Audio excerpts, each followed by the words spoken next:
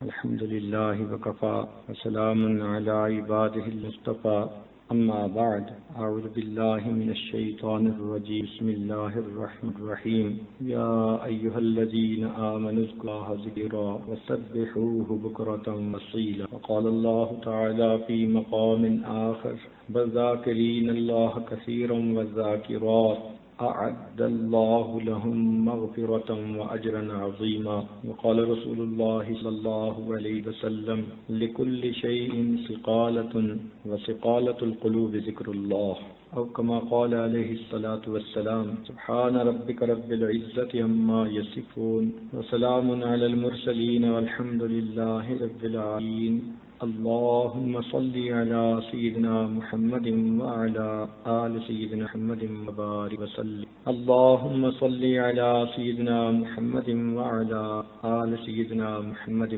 وبارك اللهم صل على سيدنا محمد وعلى آل سيدنا محمد وبارك اللہ رب العزت کا ارشاد ہے یا ایھا الذین آمنوا اے ایمان والو اذکروا اللہ ذکرا کثیرا تم اللہ تعالیٰ کا ذکر کثرت کے ساتھ کرو۔ اللہ تعالیٰ کا ذکر کثرت کے ساتھ کیسے کریں؟ یہ چیز سیکھنے سے آتی ہے۔ دنیا کا ہر چھوٹا بڑا کام انسان سیکھتا ہے تو کرنا آتا ہے۔ ایک بچی گھر کے اندر کھانا پکانا سیکھتی ہے، پھر اچھا کھانا پکانے والی بن جاتی ہے۔ کپڑے سینا سیکھتی ہے، پھر وہ اس فن کو جان لیتی ہے۔ ہر چھوٹے چھوٹے کام کو سیکھنا پڑتا ہے۔ مشائخ نے فرمایا ہر آن کارے کے بے استاد باشد یقین دانی کے بے بنیاد باشد۔ ہر وہ بندہ جو بے استاد ہوتا ہے جان لو کہ وہ بے بنیاد ہوتا ہے۔ جس طرح کوئی بچی بیمار ہو تو وہ اپنی من مرضی سے گولیاں استعمال نہیں کرتی، ٹیبلٹس استعمال نہیں کرتی، بلکہ کسی ڈاکٹر کی طرف رجوع کرتی ہے کہ جو اس کی بیماری کے بارے میں اس کو میڈیسن پرسکرائب کر سکے، اور جب وہ میڈیسن استعمال کرتی ہے تو تھوڑے دنوں میں اس کی بیماری دور ہو جاتی۔ اسی طرح انسان کے اندر باطنی بیماریاں ہیں، حسد، کینہ، بغض، غضب، شہوت، بخل، حرص، یہ سب کی سب باطنی بیماریاں ہیں۔ ان کے علاج کے لیے بھی دواؤں کی ضرورت ہوتی۔ نبی علیہ السلام نے ارشاد فرمایا ذکر اللہ شفاء القلوب، اللہ تعالیٰ کا ذکر دلوں کے لیے شفا ہے۔ اب کس ذکر کو کیسے کریں، اس کے لیے پرسکرپشن کی ضرورت ہے۔ ہر انسان کی طبیعت کے مطابق بیماری کی دوا مختلف ہوتی ہے، اسی طرح ہر انسان کی شخصیت کے مطابق اس کا ذکر مختلف ہوتا ہے۔ اگر کوئی خود ہی ذکر کرنا شروع کر دے تو کئی مرتبہ باطنی بیماریاں گھٹنے کی بجائے الٹا بڑھ جاتی۔ جیسے انسان اپنی بیماری کا خود علاج شروع کر دے تو اس کا مرنا آسان ہو جاتا ہے، ایسی جو انسان بنا سیکھے ذکر کر لے تو روحانی موت مرنا آسان ہوتا۔ شیطان انسان کو بہکا دیتا ہے۔ ہم نے تو یہاں تک دیکھا کہ کوئی ڈاکٹر بیمار ہوتا ہے تو اپنی دوا خود استعمال نہیں کرتا، بلکہ دوسرے ڈاکٹر کو چیک اپ کروا کے پھر تھرڈ اوپینین لینے کے بعد اپنی دوائیاں استعمال کرتا۔ ہم باطنی بیمار ہیں یا نہیں؟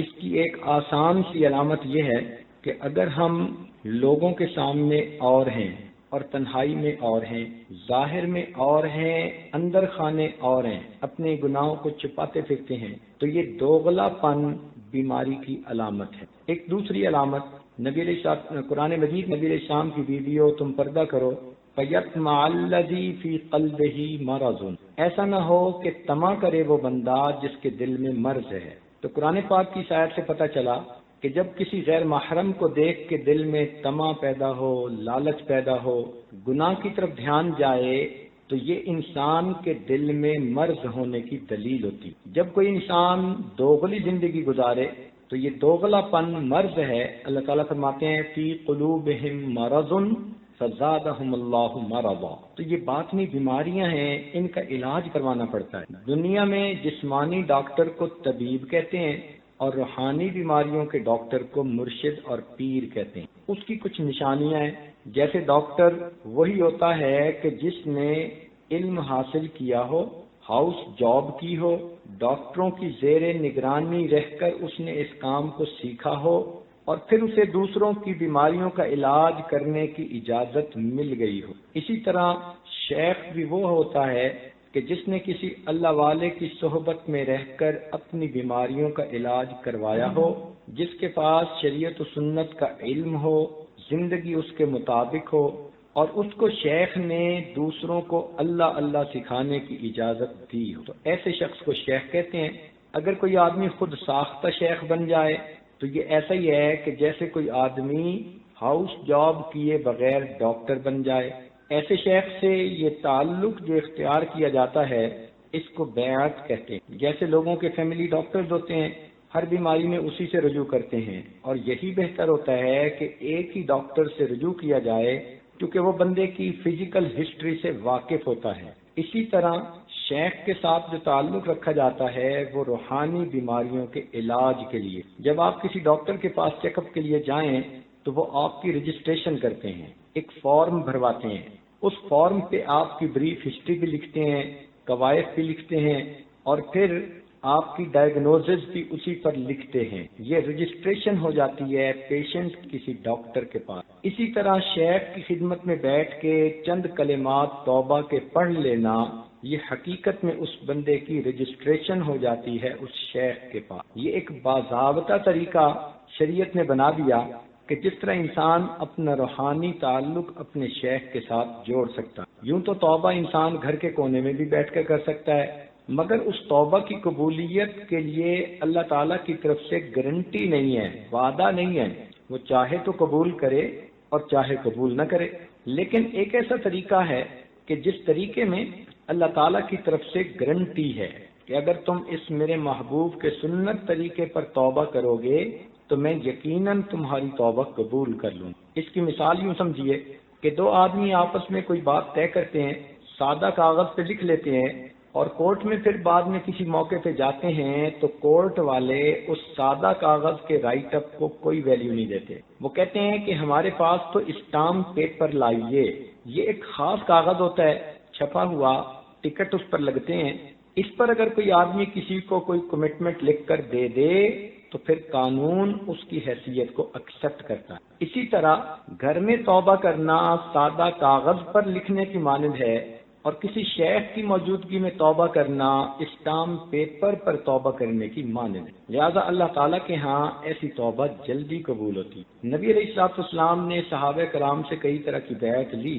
بیعت کہتے ہیں پوری شریعت پر عمل کرنے کے لیے یا شریعت کے کسی ایک جزو پر عمل کرنے کے لیے کسی کے پاس عہد کرنا، اس کو بیعت کہتے ہیں۔ جو صحابہ کرام نے مختلف طریقوں کی بیعت لی، ان میں سب سے پہلے بیعت اسلام تھی، یعنی جب وہ کفر سے توبہ کر کے اسلام میں آتے تھے تو نبی علیہ السلام کے ہاتھوں پر بیعت کرتے تھے، اس کو بیعت اسلام کہا جاتا تھا۔ اس کی مثال جیسے بیعت عقبہ اولا اور عقبہ ثانی۔ نبی علیہ السلام نے ہجرت نہیں کی، مکہ مکرمہ میں ہیں، مدینہ کے لوگ حج پہ آتے تھے اور مینا میں نبی علیہ السلام کے ہاتھوں پر اسلام قبول کرتے تھے، اسے بیعت اسلام کہا جاتا۔ ایک بیعت جہاد ہوتی ہے کہ جب جہاد میں کوئی آدمی اللہ کے راستے میں جان قربان کرنے کا عہد کرنا چاہے تو وہ بیعت کرے۔ صحابہ کرام نے نبی علیہ السلام سے یہ بیعت بھی کی۔ اس کا تذکرہ قرآن پاک میں سورہ فتح میں ہے۔ اللہ تعالیٰ فرماتے ہیں لَقَدْ رَضِيَ اللَّهُ عَنِ الْمُؤْمِنِينَ إِذْ يُبَايِعُونَكَ تَحْتَ الشَّجَرَةِ، تحقیق اللہ تعالیٰ راضی ہو گیا ان ایمان والوں سے جنہوں نے درخت کے نیچے آپ سے بیعت کی۔ اس کو بیعت رضوان کہتے ہیں۔ صلح حدیبیہ کے موقع پر یہ بیعت ہوئی۔ صحابہ کرام کو اس پہ بڑا ناز تھا، بڑا دل میں خوشی تھی، اور اس وجہ سے وہ خوشی میں شعر پڑھا کرتے تھے نحن الذین بایعوا محمدا علی الجہاد ما بقینا ابدا۔ ایک تیسری بیعت ہے جس کو بیعت توبہ کہتے ہیں۔ صحابہ کرام یہ بیعت بھی کرتے تھے نبی اسلام کے ہاتھوں پر، مرد بھی کرتے تھے، عورتیں بھی کرتی تھی۔ مردوں کی بیعت کا تذکرہ بخاری شریف میں، عبادہ ابن صامت اللہ عنہ ایک صحابی ہیں، بخاری شریف کے الفاظ ہیں وَقَانَ شَهِدَ بَدْرًا، بدر کے دن بھی یہ حاضر تھے، یعنی بدری صحابی ہیں، اتنے جلیل القدر نقباء میں سے ہیں۔ ہجرت سے پہلے انہوں نے نبی اسلام کے ہاتھوں پر مینا میں اسلام قبول کیا ہوا تھا، اور جب قرآن مجید کو جمع کرنے کی کمیٹی بنی زید بن ثابت عنہ کی امارت میں تو یہ اس کمیٹی کے بھی رکن تھے۔ اتنے جلیل القدر صحابی، وہ کہتے ہیں کہ ہم بہت سارے صحابہ نبی اسلام کی خدمت میں حاضر تھے کہ اللہ کے محبوب نے اپنا ہاتھ پھیلایا اور ہمیں فرمایا تم میری بیعت کیوں نہیں کرتے؟ ہم نے عرض کیا اللہ کے نبی کس بات پر بیعت کریں؟ فرمایا تم شرک نہیں کرو گے، فلاں گناہ نہیں کرو گے، فلاں گناہ نہیں کرو گے، کچھ گناہ گنوا دیے۔ ہم نے کہا ہم حاضر ہیں۔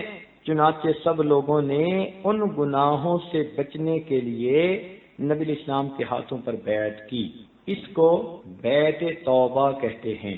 عورتوں کی بیعت توبہ کا تذکرہ قرآن مجید میں سورہ الممتحنہ اللہ تعالیٰ ارشاد فرماتے ہیں یا ایھا النبی، اے نبی صلی اللہ علیہ وسلم، اذا جاءک المؤمنات، جب آئیں آپ کے پاس ایمان والی عورتیں۔ اب دیکھیں یہاں یہ نہیں کہا اذا جاءک الکافرات، اذا جاءک المشرکات، اذا جاءک المنافقات، نہیں، نہ یہ مشرکہ ہیں، نہ کافرہ ہیں، نہ منافقہ ہیں۔ کون ہیں؟ اذا جاءک المؤمنات، یہ مومنات ہیں، صحابیات ہیں، بیعت اسلام کر کے دین اسلام میں داخل ہو چکی ہیں۔ وہ کس لیے آئی ہیں؟ یبایعنک، آپ کی بیعت کرنے کے لیے۔ اب قرآن مجید کا یہ لفظ بتا رہا ہے کہ اسلام لانے کے بعد بھی کوئی بیعت ہوتی ہے جو کی جاتی۔ اس بیعت کا آخر کوئی مقصد ہوگا، قرآن مجید نے اس کو بھی واضح کر دیا، الا اللہ یشرکن باللہ شیئا، اللہ کے ساتھ کسی کو شریک نہیں ٹھہراؤ گے، ولا یسرقنا، چوری نہیں کرو گی، ولا یزنینا، اپنے عزت و ناموس کی حفاظت کرو گی، ولا یاتینا ببہتان یفترینہ بین ایدیہن وارجلہن، کسی پر بہتان نہیں باندھو گی، ولا یاسینک فی معروف، اے محبوب کسی بھی معروف کام میں آپ کی نافرمانی نہیں کریں گی، یعنی سنت پر عمل کی کوشش کریں گی۔ یہ ان کے آنے کا مقصد ہے، اور اس مقصد کے لیے یہ بیعت کرنا چاہتی ہیں۔ فبایعہن، آپ انہیں بیعت کر لیجئے، واستغفر لہن اللہ، یہ ہے اصل راز بیعت کا، کہ یہ عورتیں تو توبہ کریں گی ہی، آئی جو اس نیت سے ہیں، اے محبوب آپ بھی ان کے لیے توبہ کیجئے۔ ان اللہ غفور الرحیم، بے شک اللہ تعالیٰ غفور اور رحیم ہے۔ مفسرین نے لکھا اللہ تعالیٰ نے ان کی تاکید کی مہر لگا کر ایسے طریقہ کار میں توبہ کی قبولیت کا وعدہ فرما لیا۔ لہذا جو بندہ اس سنت طریقے کے اوپر توبہ کرے گا، ان کی مہر ہے، اللہ تعالیٰ کی طرف سے گارنٹی ہے، انڈورسمنٹ ہے کہ میرے بندو اس طرح سے کی ہوئی توبہ کو میں پروردگار ضرور قبول کروں گا۔ تو آدمی خود بھی توبہ کرتا ہے اور شیخ بھی توبہ کرتے ہیں، کیونکہ وہ نائب رسول ہوتے ہیں۔ اللہ تعالیٰ نے نبی علیہ السلام کا کام اس امت کے علماء صلحاء کے کندھوں پر رکھ دیا، لہذا وہ نائب بن کر، وکیل بن کر کام کرتے ہیں، اپنی طرف سے نہیں کرتے، ان کو مشائخ کی طرف سے حکم ہوتا ہے۔ چنانچہ نبی علیہ السلام کا کام سیدنا ابوبکر صدیق نے سنبھالا، ان کا کام آگے چلتے چلتے چلتے ہمارے پاس باقاعدہ مشائخ کے نام موجود ہیں جنہوں نے یہ دین کا کام کیا، اور اس عاجز کے شیخ نے اس عاجز کو باقاعدہ اس کام کے لیے حکم فرمایا۔ اسی لیے اس کام کی خاطر اور بزرگوں کی اس نسبت کا نور پھیلانے کی خاطر یہ عاجز ہر وقت سفر میں ہوتا ہے اور اپنے بڑوں کے ڈالے ہوئے اس بوجھ سے سبکدوش ہونے کے لیے کوششیں کرتا ہے، ایسا نہ ہو کہ قیامت کے دن مشائخ کے سامنے شرمندگی اٹھانی۔ اس کو بیعت توبہ کہتے ہیں، اس کا تذکرہ قرآن مجید میں موجود ہے۔ اب بتائیے اگر صحابیات نے نبی علیہ السلام کے پاس آ کر بیعت کی، تو اگر آج کی کوئی عورت یہ توبہ کی بیعت کرنا چاہے تو کیا وہ اس عمل سے محروم ہو گئی؟ نہیں، جس طرح نبی علیہ السلام کی یہ سنت ہے اس زمانے میں تھی، یہ سنت آج تک جاری ہے، قیامت تک جاری رہے گی۔ چنانچہ اس کو بیعت توبہ کہتے ہیں، اور یہ مشائخ ذکر بتانے سے پہلے یہ توبہ کی بیعت کرواتے ہیں تاکہ پچھلے گناہ معاف ہوں اور آئندہ نیکوکاری کی زندگی نصیب ہو۔ دیکھیں نا، آپ اگر خوشبو لگانا چاہیں تو صاف ظاہر ہے کہ پہلے صابن سے نہاتی ہیں، جسم کپڑے صاف ستھرے ہوتے ہیں، پھر خوشبو لگاتی ہیں۔ پسینے والے جسم پہ تو خوشبو کوئی عقل مند نہیں لگاتا۔ اسی طرح جو انسان ذکر اذکار کرنا چاہے تو وہ پہلے بیعت کے ذریعے باطنی غسل کر لے اور پھر اللہ کے ذکر، نبی علیہ السلام پر درود شریف وغیرہ کے اذکار کرے تاکہ ان کی خوشبو اس پر آ جائے۔ تو یہ بات سمجھنی تو بہت آسان ہے، اس میں کوئی رکاوٹ نہیں۔ دنیا کے علوم سیکھنے کے لیے دنیا کے استاد کی ضرورت ہوتی ہے، اور دین کا علم سیکھنے کے لیے دینی استاد کی ضرورت ہوگی۔ فرق اتنا ہے کہ مرد تو اپنے شیخ کی صحبت خدمت میں بیٹھ کر سامنے سیکھتے ہیں اور عورتیں پردے میں رہ کر مردوں کے واسطے سے سیکھتی ہیں۔ واعظ و نصیحت کی محفل میں آ سکتی ہیں، شیخ کے بتائے ہوئے معمولات کو کر سکتی ہیں۔ اتنا کرنے سے اللہ تعالیٰ ان کے دلوں کو بھی صاف فرما دیتا ہے۔ اللہ تعالیٰ نے ولایت کا میدان مردوں کے لیے بھی کھلا رکھا، عورتوں کے لیے بھی کھلا رکھا۔ اس لیے اس امت میں کتنی عورتیں ایسی گزری جو بڑی ولیہ بنی۔ رابعہ بصریہ اللہ کی نیک بندی اتنی بڑی عارفہ تھیں کہ حسن بصری رحمۃ اللہ علیہ درس قرآن دینے کے لیے ان کا انتظار کرتے تھے۔ لوگ پوچھتے حضرت درس شروع کریں، دیر ہو رہی ہے، اگر وہ بوڑھی عورت نہ بھی آئی تو کیا ہوا؟ حسن بصری رحمۃ اللہ علیہ فرماتے کہ جو غذا میں نے ہاتھیوں کے لیے تیار کی وہ تم چونٹیوں کو میں کیسے کھلا دوں؟ اتنا ان کی معرفت تھی اللہ تعالیٰ کے بارے میں۔ اور اس امت میں کتنی نیک بیویاں ایسی گزری ہیں کہ جنہوں نے اللہ تعالیٰ کی معرفت کے نور سے اپنے سینوں کو بھر لی۔ تو یہ اس کو بیعت کہتے ہیں اور الحمدللہ اس کی برکات ہوتی ہیں۔ چونکہ اس موضوع پر کھل کے بات کرنے کی کبھی فرصت نہ ملی، موقع نہ ملا، آج پہلی مرتبہ اس پر بات کر رہے ہیں، تو کچھ تھوڑی سی کارگزاری بھی آپ کے سامنے کہہ دیں تاکہ آپ کو تعارف ہو جائے کہ اس راستے پر کیسے بندے کی زندگیاں بدلتی۔ یہ آج ایک مرتبہ کسی ایئرپورٹ پر بیٹھا تھا، کافروں کا ملک تھا، ایک نوجوان دیکھنے میں بہت خوبصورت پرسنالٹی اپنے ہاتھ میں شراب کی بوتل لیے پیتا ہوا جا رہا تھا۔ جب قریب سے گزرا اور اس نے اس عاجز کی طرف دیکھا تو 5-10 قدم آگے جانے کے بعد پھر واپس آیا اور ہیلو ہائے کرنے کے بعد مجھے کہتا ہے I want to be like you. میں نے اس کی طرف دیکھا کہ منہ سے شراب کی بو آ رہی ہے، ہاتھ میں اس نے شراب کی بوتل پکڑی ہوئی ہے۔ یہ عاجز سمجھا کہ شاید یہ اس وقت اپنے ہوش میں نہیں، پرواز کر رہا ہے، اور اس کو فقیر کا یہ لباس اچھا لگا تو پوچھا کہ آپ کو یہ پگڑی، امامہ اور جبہ وغیرہ اچھا لگا؟ کہنے لگا no, I want to be like you, I see some light on your face. میں تمہارے جیسا بننا چاہتا ہوں اس لیے کہ تمہارے چہرے پہ مجھے کچھ روشنی محسوس ہو رہی ہے۔ دل میں فوراً خیال آیا کہ اے اللہ، ہو سکتا ہے اس کے لیے ہدایت کا وقت ہو۔ تو اس عاجز نے کہا کہ you can be even better than me, آپ تو مجھ سے بھی بہتر ہو سکتے ہیں۔ وہ کہنے لگا okay I am just coming. سامنے ایک واش روم تھا، وہ نوجوان سیدھا اس میں چلا گیا اور اس نے دیکھتے دیکھتے وہ بوتل شراب کی ٹریش کین کے اندر پھینک ماری، اور پھر اس نے اپنا ہاتھ منہ دھویا، کلی کی، فریش اپ ہوا، اور فریش اپ ہو کے پھر اس عاجز کے پاس آ کر کرسی پر بیٹھ گیا اور کہنے لگا let me introduce my self. میں نے کہا ٹھیک ہے۔ کہنے لگا یہ میرا نام ہے، میں نے ٹوکیو یونیورسٹی جاپان سے کمپیوٹر انجینئرنگ میں MS-C کی ہوئی ہے، اور ایک کمپنی کے اندر میں مینیجر کے طور پہ کام کرتا ہوں۔ آپ دیکھ رہے ہیں کہ اللہ نے مجھے کتنی اچھی جوانی دی، خوبصورتی دی، اور میری جاب بہت اچھی ہے، اور میرے آفس میں ادھر ادھر ارد گرد ہر طرف لڑکیاں کام کرتی ہیں۔ میرا کوئی دن گناہ کے بغیر نہیں گزرتا، مجھے دائیں بائیں کہیں نہ کہیں سے روز گناہ کی آفر ہوتی ہے، اور میں ڈیلی گناہ کرتا ہوں۔ تو اب آپ مجھے بتائیں کہ میں آپ جیسا کیسے بن سکتا ہوں؟ پھر کہنے لگا کہ میرے بارے میں یہ سمجھ لیں، I ate everything, I do every thing.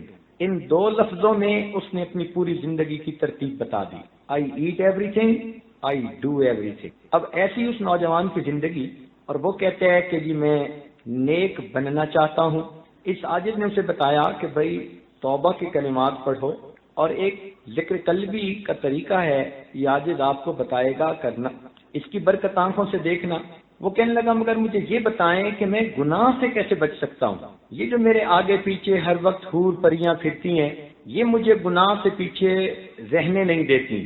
اس عاجز نے کہا کہ آپ کے لیے بچنا مشکل ہے، اللہ تعالیٰ کے لیے بچانا آسان ہے، آپ اس عمل کو کر دیکھو، اس کی برکتیں دیکھنا۔ کہنے لگا ٹھیک۔ وہی بیٹھے بیٹھے اس عاجز نے اس کو بیٹھ کے کلمات پڑھائے اور یہی ذکر کا طریقہ سمجھایا، اور وہ بچہ بھی چلا گیا نوجوان، اور یہ عاجز بھی اپنی فلائٹ پر چلا گیا۔ 3 مہینے کے بعد اس کا خط آیا، اس عاجز نے اب بھی اس کو اپنے ریکارڈ میں محفوظ رکھا ہے۔ تو اس خط میں اس نے 2 باتیں لکھی۔ پہلی بات تو اس نے یہ لکھی کہ میں 5 وقت کی نماز تو پڑھتا ہی ہوں، کبھی کبھی مجھے تہجد کی بھی نماز نصیب ہو جاتی ہے۔ یہ اس نے پہلا پوائنٹ لکھا۔ کہ میں 5 وقت کی نماز تو پڑھتا ہی ہوں، کبھی کبھی مجھے تہجد کی بھی توفیق نصیب ہو جاتی ہے۔ اور دوسرا پوائنٹ اس نے لکھا، میں اس بات پہ حیران ہوں کہ گناہوں کے سمندر میں رہتے ہوئے میں گناہوں سے کیسے بچا ہوا۔ اس عاجز نے پھر اس کا جواب تفصیلی لکھا اور اس کو سمجھایا کہ ہمارے بزرگ فرماتے تھے، ہمارے بڑوں کی دعائیں ہمارے گرد پہرا دیا کرتی، ہمارے بڑوں کی دعائیں ہمارے گرد پہرا دیا کرتی۔ دور بیٹھا کوئی تو دعائیں دیتا ہے، دور بیٹھا کوئی تو دعائیں دیتا ہے، میں ڈوبتا ہوں سمندر اچھال دیتا۔ اللہ تعالیٰ بندے کی گناہوں سے حفاظت فرما لیتے۔ ملتان شہر میں ایک دفعہ اس عاجز نے بیان کیا، جب بیت کے لیے لوگ اکٹھے ہوئے تو اس عاجز نے دیکھا کہ ایک آدمی دوسرے کو کہہ رہا ہے کہ تم بھی بیت ہو جاؤ، تم بھی بیت ہو جاؤ۔ وہ کہتے ہیں ہو جاؤں گا، ہو جاؤں گا۔ اس عاجز نے جب دیکھا تو اسے کہا کہ بھئی کیوں پش کر رہے ہو، یہ تو خوشی کی بات ہے، دل کے سودے ہیں۔ تو وہ آدمی پھر اس عاجز کے ساتھ ڈائریکٹ گفتگو کرنے لگا، کہنے لگا حضرت میں اس علاقے کا پولیس اسٹیشن کا انسپیکٹر ہوں، انچارج ہوں، یہ میرے بڑے بھائی ہیں، خود بھی بیعت ہونا چاہتے ہیں اور مجھے بھی کہتے ہیں بیعت کرنے کے لیے، مگر میں کیا بیعت کروں گا، آپ کو پتہ ہی ہے کہ پولیس والوں کی زندگی کیا ہوتی ہے۔ اس عاجز نے کہا کہ آپ کے لیے بھی نیکی کا راستہ کھلا ہے۔ وہ آگے سے انسپیکٹر آگے سے کہتے ہیں حضرت میری زندگی اتنی گندی ہے، جو گناہ آپ سوچ سکتے ہیں وہ گناہ میں نے کیا ہوا ہے۔ اب بتائیے کہ جو بندہ اپنی زبانی کہہ رہا ہے کہ جو گناہ آپ سوچ سکتے ہیں وہ گناہ میں نے کیا ہوا، اس عاجز نے کہا کہ اس کے باوجود آپ کے لیے بھی نیکی کا راستہ کھلا ہے۔ وہ کہنے لگا اچھا حضرت پھر مجھے بھی بیعت کر لیں۔ وہ انسپیکٹر پولیس کا بیعت ہو گیا۔ یہ عاجز پھر اگلی جگہ چلا گیا۔ کوئی 4 مہینے کے بعد دوبارہ پھر اسی جگہ گلگشت کالونی میں جانے کا موقع ملا۔ عصر کی نماز پڑھی تو جیسے ہی جانے کے لیے اٹھے کوئی آدمی آیا اور اس نے پیچھے سے آگ کے بندے کو ہگ کیا۔ اب یہ عاجز بڑا حیران کہ یہاں کوئی میرا بچپن کا کلاس فیلو تو ہے نہیں کہ جو اس قسم کی بے تکلفی کی حرکت کرے، یہ کون آدمی ہے جس نے آ کے مجھے پیچھے سے ہگ کر کے جکڑ لیا۔ تھوڑی دیر تو صبر کیا، جب چھوڑا تو اس کا چہرہ دیکھا تو کوئی چھوٹی چھوٹی اس کے چہرے پر داڑھی، تو فوراً ذہن میں خیال آیا کہ یہ تو وہی پولیس انسپیکٹر ہے۔ اس عاجز نے کہا او تھانے دار صاحب کیا حال ہے؟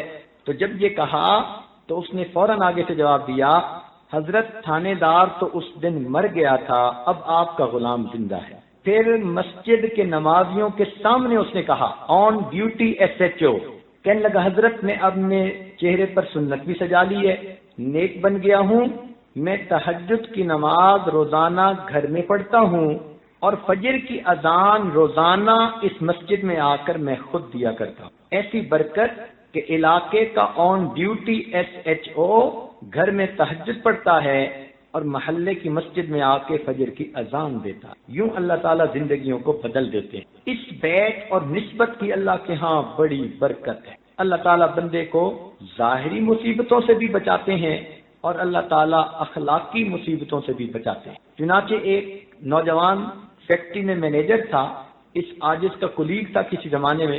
ایک دفعہ وہ مہمان خانے میں آیا، ہتھ کڑی لگی ہوئی، 2 پولیس والے ساتھ ہیں۔ یہ عاجز دیکھ کے بڑا حیران ہوا۔ اس نے ایم ایس سی کیمسٹری کی ہوئی تھی، ایم بی اے کیا ہوا تھا، بڑا لرنڈ بچہ تھا اور ایک مینیجر کے طور پہ کسی فیکٹری میں کام کر رہا تھا۔ اس حالت میں دیکھ کے یہ عاجز بڑا حیران ہوا، پوچھا کیا بنا؟ کہنے لگا حضرت میرے اوپر اس وقت قتل کا مقدمہ ہے، میں جیل سے سپرنٹینڈنٹ پولیس سے اسپیشل اجازت لے کر آپ سے دعا کروانے کے لیے آیا ہوں اور یہ پولیس والے میرے ساتھ ہیں۔ پوچھا بنا کیا؟ اس نے عجیب ہی سٹوری سنائی۔ کہنے لگا بڑے بھائی کی شادی ہوئی اپنی فرسٹ کزن کے ساتھ، 4-6 مہینے بڑے اچھے گزرے۔ ایک دن معمولی بات پہ کوئی دونوں میں بحث تکرار ہو گئی تو میری بھابھی روٹھ کر اپنے میکے چلی گئی۔ ہمارے گاؤں سے ان کے گاؤں کا فاصلہ کوئی 1 میل کا، آمنے سامنے گاؤں ہے۔ میں جب شام ڈیوٹی سے واپس گھر گیا، پتہ چلا کہ بھابھی روٹھ کے چلی گئی۔ میں نے بڑے بھائی کو سمجھایا کہ نہیں، وی آر سیم بلڈ، ہمیں جانا چاہیے اور بھابھی کو منا کے لانا چاہیے۔ یہ نوجوان اپنے پورے خاندان میں سب سے زیادہ ریسپیکٹڈ فگر تھی اور سب سے زیادہ ایجوکیٹڈ فگر تھی، تعلیم یافتہ، اور پورے فیملی کا سب سے زیادہ باعزت شخص تھا، پورا شہر اس کی عزت کرتا تھا، اتنے اچھے اخلاق والا، اتنا پیارا نوجوان۔ کہنے لگا میں نے اپنے بھائی کو گاڑی میں بٹھایا، میں نے کہا چلو بھابھی کو لے کے آتا ہوں۔ ان کے گھر گئے بڑے اچھے طریقے سے ملے، انہوں نے چائے بنائی، بسکٹ دیے، کھائے پیے۔ میں نے بھابھی سے کہا کہ بھابھی ہمارا تعلق ایک نہیں کئی طرح کا ہے، چھوٹی باتوں پہ نہیں روٹھا کرتے، چلیں آپ گھر چلیں۔ بھابھی بھی تیار ہو گئی، اس نے بھی اپنی سامان سمیٹ لیا، سامان گاڑی میں ہم نے رکھ لیا۔ جب بیٹھنے لگے بھابھی نے کوئی بات کر دی جس لفظ کو سن کر میرا بھائی پھر بھڑک اٹھا، اس نے بھی کوئی سخت لفظ کہہ دیا تو بھابھی آگے سے بول پڑی، بھائی بول پڑا، دونوں نے ایک دوسرے سے پھر بحث تکرار شروع کر دی۔ تو بھابھی کا چھوٹا بھائی آ گیا، کون ہوتے ہو میری بہن کو تم اس طرح کہنے والے؟ اب عورت کی جو لڑائی تھی وہ مردوں میں آ گئی، دونوں میں ہاتھا پائی شروع ہو گئی۔ جب دونوں میں ہاتھا پائی ہونے لگی تو اس کا ایک بھائی بھاگا اور اپنے کمرے کے اندر سے گن نکال کے لایا کہ تو کون ہوتا ہے میرے بھائی پہ ہاتھ اٹھانے والا۔ اب جب وہ قریب آیا تو میرے بھائی نے اپنی جان بچانے کے لیے اس کے گن کے رخ کو جو موڑا تو وہ اسی کی طرف ہو گیا جس کے ہاتھ میں گن تھی اور ٹریگر دب گیا۔ جھگڑے کے اندر وہ جو بندوق چلی تو جو لانے والا بندہ تھا وہ خود موقع کے اوپر اسی وقت ڈھیر ہو گیا، مر گیا۔ ہم تو اس ذہن میں سوچ بھی نہیں سکتے تھے کہ یہ واقعہ پیش آئے گا۔ میں نے انہیں کہا کہ اس کو اٹھائیں، ہاسپٹل لے جاتے ہیں، مگر وہ تو اسی وقت ہی ٹھنڈا ہو گیا۔ اس کے بھائیوں نے مجھے پکڑ لیا اور میری بھابھی کہنے لگی کہ ہاں اس پہ مقدمہ بنوائیں گے اور ہم اپنے بھائی کے بدلے میں اس کو پھانسی لگوائیں گے۔ تو میرا بھائی تو بھاگ گیا۔ اب وہ بھابھی ایسی چلاک کہ اپنے خامن کو بچا رہی ہے اور مجھے کہنے لگی کہ اس کو پھانسی چڑھوائیں گے، یہ ان کے خاندان کا سب سے زیادہ ریسپیکٹڈ بندہ ہے۔ پولیس آ گئی، میں مجرم کے طور پہ موقع پہ پکڑا گیا، ڈیڈ باڈی بھی مل گئی، گن بھی مل گئی، گواہ بھی مل گئے، جو کچھ کسی بندے کے قتل کا پروف ہو سکتا ہے وہ سب کا سب 100% موجود تھا۔ مجھے جیل پہنچا دیا گیا، ہتھکڑیاں بیڑیاں لگا دی گئیں۔ میرے وکیل نے کہا کہ پولیس نے مقدمہ ایسا زبردست درج کیا ہے کہ آپ کے بچنے کی 100 میں سے ایک حصہ بھی امید نہیں ہے۔ دیوار پہ لکھا مجھے نظر آ رہا ہے کہ تمہیں پھانسی دے دی جائے گی۔ میں دعائیں کرتا رہا، آپ کا خیال آیا تو میں نے آپ کے بارے میں پتہ کروایا تو پتہ چلا کہ بیرون ملک گئے ہوئے تھے۔ کل پتہ چلا کہ آپ واپس آئے ہیں تو میں نے پھر پولیس جو جیل کا سپرنٹینڈنٹ تھا اس سے بہت بڑی کوئی سفارش کروا کے اجازت لی کہ میں آپ سے دعاؤں کروانے کے لیے آنا چاہتا ہوں، چونکہ وہ بھی آپ کو جانتا تھا۔ اس نے پولیس والوں کو ساتھ بھیج دیا کہ جاؤ پیر صاحب سے دعا کروا کے آؤ۔ اس لیے اب میں یہاں آیا بیٹھا ہوں۔ اب آپ مجھے بتائیں، میں آپ کا کولیگ ہوں، اتنا میں آپ کا محبت کرنے والا دوست ہوں، ممکن ہے میری آپ کی آخری ملاقات ہو؟ اور یہ کہہ کے اس نوجوان نے رونا شروع کیا۔ اب ایک بے گناہ نوجوان، اور اس کی عمر بھی کوئی 28 سال ساری تھی، اور اس کی شادی میں بھی ابھی کوئی 6 مہینے تھے جو ہونی تھی۔ اتنی پیاری اس کی شخصیت، پرسنالٹی، اتنے موٹے موٹے آنسو اس کے گر رہے ہیں اور کہہ رہا ہے کہ یہ میری اور آپ کی ممکن ہے آخری ملاقات ہو۔ کہنے لگا بتائیں میں کیا کروں؟ اس عاجز نے اسے بتایا کہ ایک نعمت ہے جو اللہ رب العزت نے اپنے مشائخ کے ذریعے اس عاجز کے سینے میں ڈالی ہے، آپ اس نسبت کے اپنا تعلق جوڑیں اور اللہ کے حضور اس نسبت کو پیش کریں۔ اللہ تعالیٰ کے ہاں نسبت کی بڑی لاج ہے۔ اس نے کہا جو کہیں گے میں کرنے کو تیار۔ چنانچہ اس عاجز نے اس کو یہی بیعت توبہ کے کلمات پڑھائے اور اس کو ذکر مراقبے کا طریقہ بتایا اور یہ بات سمجھائی کہ جب بھی نماز پڑھنا بس یہ دل میں دعا کرنا کہ اے اللہ میں ان مشائخ کے ساتھ روحانی تعلق رکھنے والا ایک غلام ہوں، ایک مصیبت میں مبتلا ہوں، ان مشائخ کی برکت سے مجھے مصیبت سے نجات عطا فرمائی۔ وہ نوجوان نم والی آنکھوں کے ساتھ چلا گیا، پرنم آنکھوں سے چلا گیا۔ اس عاجز کو پھر کہیں باہر جانا تھا ملک میں، پھر چلا گیا۔ 3-4 مہینے کے بعد پھر واپس جب اپنے ملک میں پہنچا تو گھر میں تھا کہ بیٹے نے ایک مٹھائی کا بڑا ڈبہ لا کر دیا کہ جی کوئی مہمان خانے میں آدمی آئے ہیں، انہوں نے سلام بھیجے ہیں اور مٹھائی آپ کے لیے لائے ہیں۔ مٹھائی کے ڈبے پر دیکھا تو ان کا نام لکھا ہوا تھا۔ عاجز بڑا حیران ہوا، فوراً مہمان خانے میں پہنچا، دیکھا تو وہ ہنستا مسکراتا چہرہ سامنے تھا۔ میں نے پوچھا کہ آپ آزاد ہو گئے، بچ گئے؟ کہنے لگا حضرت یہ تو کوئی کرامت ہی ہو گئی، اللہ تعالیٰ نے مجھ پر ترس کیا۔ بھائی کیسے؟ کہنے لگا کہ مسئلہ یہ بنا کہ جب ڈیڈ باڈی کا پوسٹ مارٹم کیا گیا تو جو سرجن اس کا پوسٹ مارٹم کر رہا تھا اس نے اس کے جسم سے جو گولی نکالی جس سے اس کی ڈیتھ ہوئی تھی تو اس کی پیمائش تو اس نے ملی میٹر میں کی، مگر غلطی سے لکھتے ہوئے اس کو انچ یونٹ میں اس نے لکھ دیا، یعنی سائز اس کا ملی میٹرک سسٹم میں اس نے لیا، مگر بائی مسٹیک جو پیپر پر اس نے لکھا تو اس نے 7 انچ سکیل لکھ دی. کہنے لگا کہ جب جج کے سامنے کیس پیش ہوا تو جج نے بلٹ کو دیکھا اور اس کا سائز پڑھا تو جج نے کہا کہ سرجن جو کہہ رہا ہے کہ اس بلٹ سے اس کی ڈیتھ ہوئی یہ وہ گولی تو نہیں ہے. اب جب اس پر بات آگے بڑھی تو معاملہ شک میں آ گیا اور قانون یہ ہے کہ جب کسی میں شک آ جائے تو پھر اس بندے کو پھانسی نہیں دی جاتی. جج نے اس کو بنیاد بنا کر مجھے باعزت بری کر دی. یہ نسبت کی برکتیں ہیں. اللہ رب العزت یوں مصیبت سے بندوں کو بچا دیتے ہیں. ہمارے ایک دوست ہیں حاجی صاحب، ہم ان کو کہتے ہیں، جامعہ رحمانیہ کے نام سے ایک مدرسہ ان کے زیر سرپرستی چل رہا ہے، اپنے علاقے کے نواب ہیں. یہ عاجز بخاری شریف کی ابتدا کے لیے، افتتاح کے لیے یا آخری درس کے لیے وہاں حاضری دیتا رہتا ہے. ایک مرتبہ کہنے لگے کہ حضرت میرا ایک کزن ہے، بڑا لینڈ لارڈ ہے اور اس پورے علاقے کا MNA ہے، ممبر نیشنل اسمبلی، اور وہ 35 سال سے ممبر نیشنل اسمبلی مستقل بن رہا ہے. علاقے کے اندر اتنا اس کا ہولڈ ہے کہ وہ اگر کسی کھمبے کو بھی اپنی طرف سے کھڑا کر دے تو لوگ اس کو بھی ووٹ دے کے MNA بنا دیں گے. پارٹی یہ ہو یا پارٹی وہ ہو، وہ اکیلا کھڑا ہوتا ہے آزاد اور ہر دفعہ MNA بن جاتا ہے. اس کے مقابلے پہ کوئی کھڑا بھی نہیں ہوتا. عوام اتنا اس کے ساتھ اٹیچڈ ہیں. بنیادی وجہ کہ وہ اربوں پتی انسان ہے. یہ پورا شہر جو آباد ہوا یہ ان کی زمین ملکیت تھی، انہوں نے بیچی، لوگوں نے خریدی. اب پورے شہر کی زمین جس نے بیچی ہو تو اس کے ایسٹس کتنے ہوں گے. کہنے لگا کہ مگر ذاتی طور پر وہ بڑا بگڑا ہوا ہے.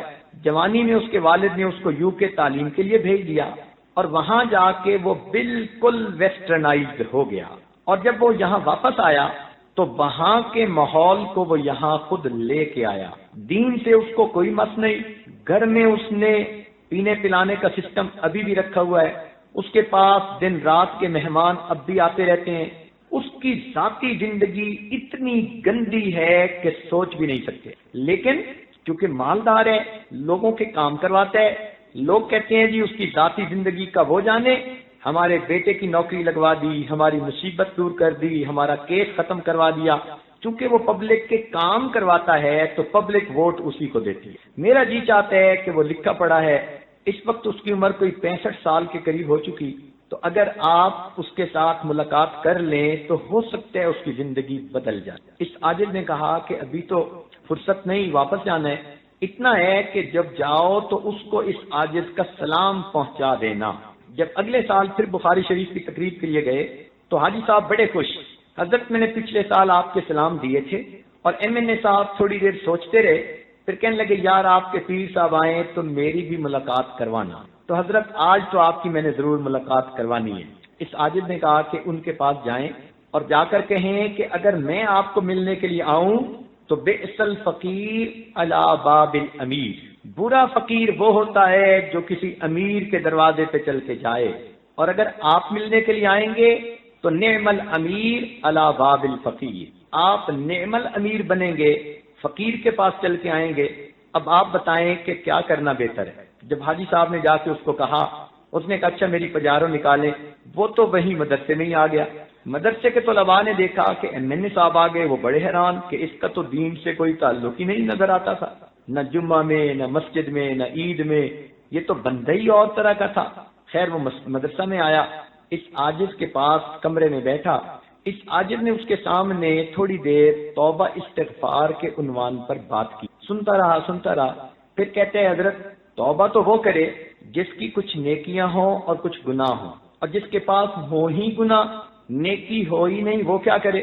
اس عاجز نے سمجھایا کہ نہیں، آپ کے پاس بھی نیکیاں ہیں، گناہ بھی ہیں. کہنے لگا میں تو کوئی نیکی کا کام نہیں کرتا. میں نے کہا دیکھو نیکی صرف مسلح کے ساتھ وابستہ نہیں ہوتی، نیکی کا پھیلاؤ بہت زیادہ ہے. آپ کے پاس بیوائیں آتی ہیں، آپ ان کو سپورٹ کرتے ہیں. کہنے لگا جی ہاں کرتا ہوں. یتیم بچیوں کی شادیاں کرواتے ہیں، جی میں کرتا ہوں. دکھ اور مصیبت زدوں کی مصیبت دور کرنے میں ان کی ہیلپ کرتے ہیں، جی میں کرتا ہوں. یہ کام تو میں بہت کرتا ہوں. میں نے کہا یہ سب نیکی کے کام ہیں. اللہ تعالیٰ نے آپ کو نیکی کے کام کی بھی توفیق دی ہے، بس مسلح کے ساتھ آپ کو لگاؤ نہیں. آپ کی زندگی کی ترتیب ذرا اس وقت تک کافروں والی ہے جو کافر ملکوں میں ہے، مگر چونکہ آپ کلمے پر ابھی قائم ہیں اس لیے ایمان سلامت ہے. آپ خدا کو مانتے ہیں، پیغمبر اسلام کو مانتے ہیں، قرآن کو مانتے ہیں، ملائکہ کو مانتے ہیں؟ کہنے لگا جی میرا ایمان تو پکا ہے۔ میں نے کہا باقی پھر سب غلطیاں معاف ہونے کے قابل۔ کہنے لگا جی اچھا پھر مجھے بتائیں میں کیا کروں۔ اس عاجز نے اس کو یہی بیٹھ کے کلمات پڑھائے اور اس کے قلب پر انگلی رکھ کر اللہ اللہ کی ضرب لگائی اور اس کو کہا کہ بس آپ یہ ذکر مراقبہ کرنا شروع کر دیں۔ یہ عاجز واپس آ گیا۔ اب ہوا کیا کہ یہ واپس گھر گئے تو ایک رات میں اللہ تعالیٰ نے ان کے دل کی حالت کو بدل دیا۔ اگلے دن یہ اٹھے اور اپنی بیوی کو کہنے لگے کہ گھر میں جتنی شراب کی بوتلیں پڑی ہیں سب توڑ دو اور شراب گٹر کے اندر بہا دو۔ بیوی حیران کہ یہ کیسا نصیب والا دن چڑھا کہ میرا میاں آج شراب سے توبہ کر رہا ہے۔ پھر اس نے اپنی بیوی کو کہا کہ یہ جتنی ماڈل گرل قسم کی لڑکیاں آتی ہیں ان کو کہو کہ آج کے بعد میرے گھر کے دروازے ان کے لیے بند ہیں۔ وہ بیوی سوچنے لگی کہ میں تو دنیا میں آ گئی، میرے سامنے سب کچھ ہوتا تھا، میں بول نہیں سکتی تھی، آج میرا میاں ہر ایک سے توبہ کر رہا ہے۔ چنانچہ اس نے وہ جو 8-10 ماڈل قسم کی تھیں ان میں سے ہر ایک کو 10-10 لاکھ روپے دے کر ان کو کہا کہ جاؤ اپنا گھر خریدو، اپنا گھر بساؤ، آج کے بعد اس گھر میں تم نے نہیں آنا۔ ان سے بھی اس نے جان چھڑوا لی۔ اب تیسرے دن بیوی کے ساتھ بیٹھا ٹی وی پہ خبریں دیکھ رہا تھا تو ٹی وی پہ خبر لگی کہ حج پروازیں شروع ہو چکی ہیں اور حاجی لوگ جا رہے ہیں۔ اپنی بیوی سے کہتا ہے میری زندگی کے 65 سال گزر گئے، میں درجنوں مرتبہ یورپ امریکہ کا چکر لگا کے آیا مگر آج تک مجھے مکہ مدینہ دیکھنے کی توفیق نہیں ہوئی۔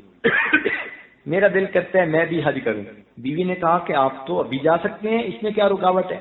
وہیں بیٹھے اس نے منسٹر آف ریلیجس افیئرز کو فون کیا کہ میں جانا چاہتا ہوں۔ اس نے کہا جناب آپ 35 سال سے MNA ہیں، آپ ابھی آئیں تو ہم آپ کو ایز اے اسپیشل کیس ابھی بھیج دیں گے۔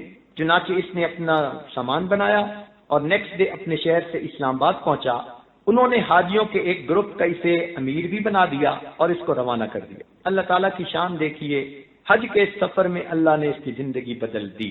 لوگ کہتے تھے کہ اس نے وہاں حاجیوں کی اتنی خدمت کی کہ پتہ ہی نہیں چلتا تھا یہ کوئی نواب ہے یا کسی کا زر خرید غلام ہے، ایسے مٹ کے خدمت کی اس نے۔ کھانے لا رہا ہے، حالانکہ یہ ہارٹ پیشنٹ بھی تھا۔ بہرحال جب یہ مدینہ طیبہ جانے لگا تو اس کے دل میں یہ بات آئی کہ میں اللہ کے محبوب کے در پہ حاضر ہو رہا ہوں، میں اپنی شکل تو بنا لوں پہنچنے والی۔ چنانچہ اس نے چہرے کے اوپر داڑھی والی سنت سجانے کی نیت کر لی۔ اب یہ حج کے بعد واپس آیا، لوگ حیران، سر پہ ٹوپی، چہرے پہ ریش سجی ہے، 5 وقت کا نمازی بن گیا۔ اب شہر کے علماء کو پتہ چلا تو سب علماء نے مل کے مشورہ کیا کہ پہلے تو ہماری اس سے بنتی نہیں تھی، اب یہ نیک بن گیا، اب ہمارا حق بنتا ہے کہ ہم چل کے جائیں اور ان کو جا کر مبارکباد دیں۔ چنانچہ شہر کے 30-35 علماء ان کی ملاقات کے لیے گئے۔ یہ عصر کی نماز پڑھ کے فارغ ہوئے، اتنے میں باہر بیل ہوئی، نوکر سے کہا کہ دیکھو کون ہے؟ اس نے کہا جی علماء ملنے کے لیے آئے ہیں۔ چنانچہ اپنے ڈرائنگ روم میں آیا، سب علماء سے گلے ملا اور مل کے کہتے ہیں جی آپ بیٹھیں، میں آپ کے لیے زمزم کھجوریں لاتا ہوں، پھر میں آپ کو حج کی کارگزاری سناؤں گا۔ علماء بیٹھ گئے، گھر آیا، بیوی کو کہا کہ اتنے علماء ہیں ان کے لیے زمزم کھجوریں دے دو۔ اس نے کہا بہت اچھا۔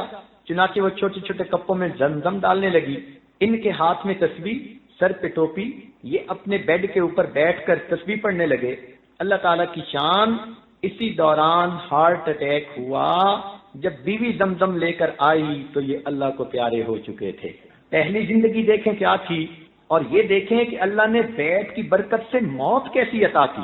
حج کر کے آئے ہیں، معافیاں مانگ کے آئے ہیں، چہرے پہ سنت سجائی، سر پہ ٹوپی ہے، باوضو ہے، عصر کی نماز پڑھی، ہاتھ میں تسبیح ہے اور اس حالت میں ان کو موت آ جاتی۔ حضرت قاری محمد طیب رحمۃ اللہ علیہ کا واقعہ ایک کتابوں میں لکھا ہے کہ ایک عورت نے ان سے بیعت کی اور اس کے بعد اس عورت کا ان سے کوئی رابطہ بھی نہ رہا۔ 20 سال گزر گئے اور 20 سال گزرنے کے بعد جب اس عورت کی وفات کا وقت آیا تو وہ عورت کہتی تھی کہ وہ دیکھو مولانا بیٹھے ہیں اور مجھے کلمہ پڑھا رہے ہیں، وہ دیکھو مولانا بیٹھے ہیں کلمہ پڑھا رہے ہیں۔ 2 مرتبہ اس نے کہا، اونچی آواز سے کلمہ پڑھا، اللہ کو پیاری ہو گئی۔ تو یہ بیت کی نسبت کی ایک برکت ہوتی ہے جو بندے کے ایمان کی حفاظت کا سبب بن جاتی ہے۔ ہمارے ایک دوست ہیں، ان کا جوان بیٹا امریکہ میں 18 سال 17 سال کی جو عمر کو پہنچا تو وہاں کے کلبوں میں وہ پھنس گیا، والد اتنا پریشان، والدہ اتنی پریشان کہ کوئی حد نہیں۔ اب انہوں نے ساجد کے سامنے رونا رویا۔ ساجد نے کہا بھائی جیسا کیسا ہے بس اس کو بیعت کروا دو اور پھر برکت دیکھو نسبت کی کہ کیا ہوتی ہے۔ اللہ تعالیٰ کی شان کہ اس بچے نے والدین کی بات مان کر بیعت کر لی اور یہ نہ سمجھا کہ میرے ساتھ ہونے والا کیا ہے۔ اب مشائخ کی دعاؤں میں اس کا حصہ پڑ گیا، اللہ تعالیٰ نے اس کے دل کی دنیا کو بدلنا شروع کیا۔ 1 سال کے اندر وہ بچہ جو اپنی زبان سے کہتے ہیں کہ نیو یارک میں میرے پیچھے ایک وقت میں 10 لڑکیاں ہوتی تھیں جو مجھے گناہ کی طرف مائل کرتی تھیں، میں ایک کا فون بند کرتا تھا اور دوسری کا اٹینڈ کرتا تھا، دوسری کا بند کر کے تیسری کا اٹینڈ کرتا تھا، اور 10 کی 10 کو پتا تھا کہ اس کا 10 سے تعلق ہے، مگر سب کمپیٹ کر رہی تھیں کہ اس کو کون اپنا لے۔ اس گناہ بری زندگی سے اللہ تعالیٰ نے اس بچے کو توبہ کی توفیق دی۔ اس وقت ایک دارالعلوم میں رابعہ کے اندر وہ پڑھ کر عالم بن رہا ہے۔ ایسی زندگیاں اللہ بدلتے ہیں۔ حالانکہ 18 سال کی عمر میں ایسی گندی عادتوں میں اور لڑکیوں کے ماحول میں، اور وہ بھی انگریز لڑکیاں، انسان کا نکل آنا، یہ تو اللہ تعالیٰ کی کوئی خاص رحمت ہوتی ہے۔ تو یہ بڑوں ہمارے مشائخ کی دعائیں ہیں ان لوگوں کے لیے۔ ہمارے سلسلے میں اوپر جو لوگ گزرے وہ اللہ کے بڑے مقبول بندے تھے، اور انہوں نے قیامت تک آنے والے سلسلے میں داخل ہونے والے سب لوگوں کے لیے دعائیں کی ہوئی ہیں۔ اللہ ان کی برکت سے ایمان کی حفاظت فرمائے۔ ہمارے حضرت رحمۃ اللہ علیہ کا ایک واقعہ ہے، ریونین میں تشریف لے جاتے تھے، وہاں کے ایک عالم بیت تھے اور ان کے سب بیٹے اور بیٹیاں عالم، حافظ، قاری، عالمات، حافظات، قاریات تھی۔ این خانہ ہم آفتابس، اس گھر کا ہر فرد سورج چاند کی طرح چمکتا تھا، لیکن ایک ان کا بیٹا جس نے فرانسیسی زبان پڑھی اور یونیورسٹی میں پروفیسر لگ گیا، وہ لڑکا ایسے ماحول میں پھنسا کہ سرے سے دہریہ بن گیا۔ اب گھرانہ علماء کا اور ایک بیٹا ان میں سے دہریہ، بے عمل بے نماز نہیں، وہ سرے سے اللہ تعالیٰ کے وجود کا منکر تھا۔ وہ عالم یہ واقعہ خود سنانے کے بعد کہنے لگے کہ ہم میاں بیوی راتوں کو روتے روتے رہ جاتے کہ یہ ہمارے گھر میں سے ایک بچہ کیسا نکل آیا، کسی کو بتا بھی نہ سکتے۔ میں مسجد کا پیش امام، لوگوں میں میری اتنی عزت قدر، میرے بچے اتنے نیک، میری بیٹیاں اتنی نیک، اور ان میں سے ایک گھر کا فرد وہ دہریہ بن گیا۔ کہنے لگا ہمارے حضرت بھی آتے تو ہم شرم کے مارے ان کو بھی نہ بتا سکتے۔ یہ بات ذہن میں رکھیے کہ جس طرح مریض کو چاہیے کہ ہر بیماری اپنے ڈاکٹر کو بتائے تب علاج ہوگا، اسی طرح مرید کو بھی چاہیے کہ اپنی روحانی ہر بیماری کی اطلاع شیخ کو ضرور دے تاکہ اس کا علاج ہو سکے۔ اگر مریض شرم کرے کہ میں ڈاکٹر کو بیماری کیسے بتاؤں تو اس کی بیماری کا علاج نہیں ہوگا۔ اسی طرح مرید شرم کرے کہ میں اپنا یہ گناہ کیسے بتاؤں تو اس کا علاج نہیں ہوگا۔ ہمارے مشائخ نے کہا کہ مرید کو چاہیے کہ شیخ کے سامنے دل کا حال اس طرح کھولے جیسے کوئی لڑکی اپنی ماں کے سامنے اپنا سب کچھ کھول دیتی۔ تو خیر ایک دن انہوں نے حضرت کے سامنے اپنے دل کا غم کہہ ڈالا۔ حضرت نے فرمایا کہ اپنے بیٹے کو بیعت کروا دو۔ ان کا حضرت وہ تو نہ دین کو مانتے ہیں نہ خدا کو مانتے ہیں، وہ بیعت کہاں ہوگا؟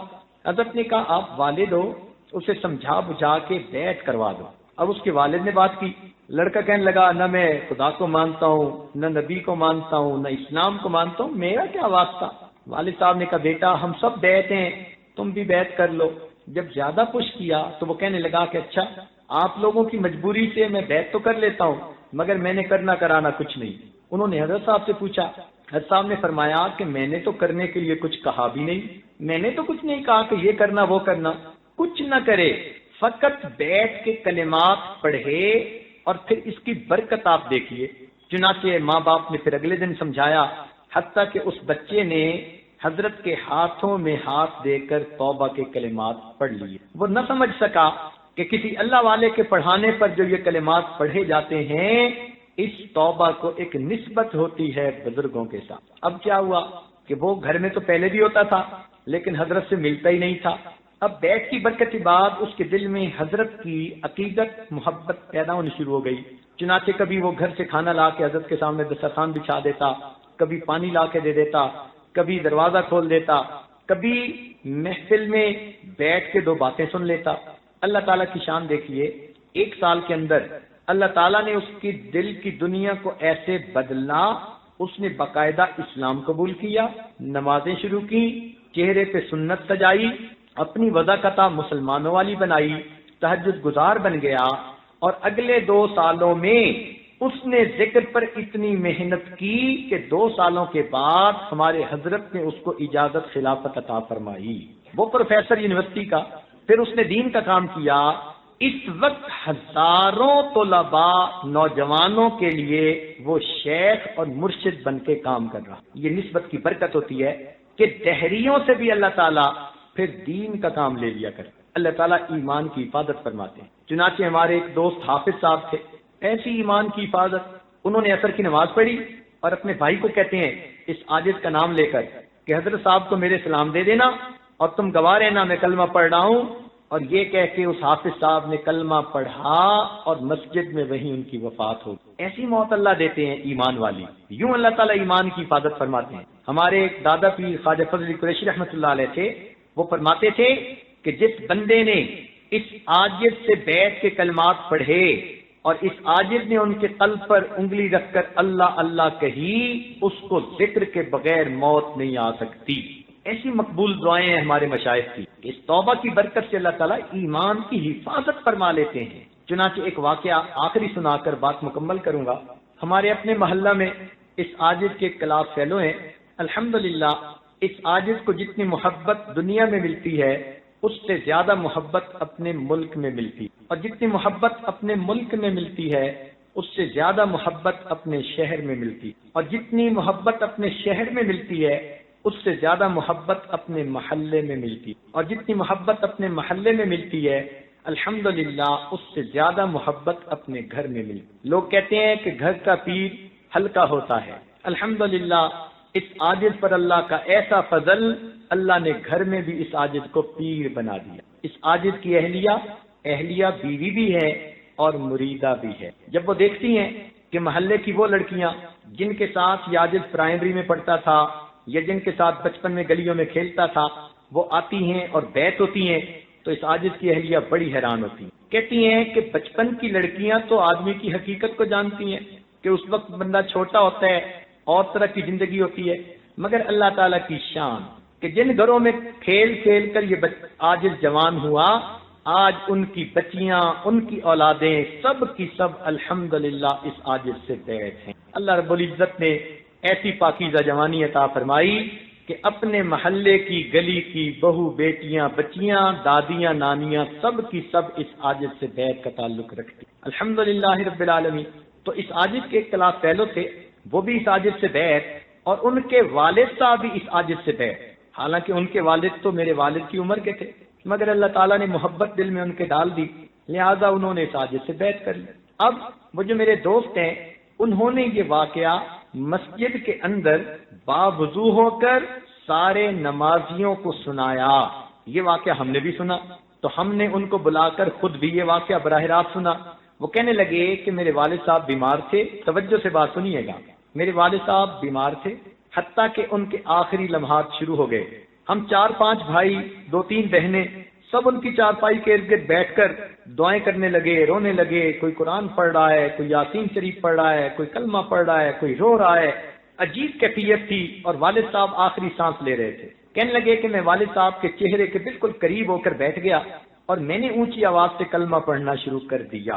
اتنے میں میری ایک بہن نے اشارہ کیا کہ ابو کے پاؤں تو بالکل ٹھنڈے بے جان ہو چکے۔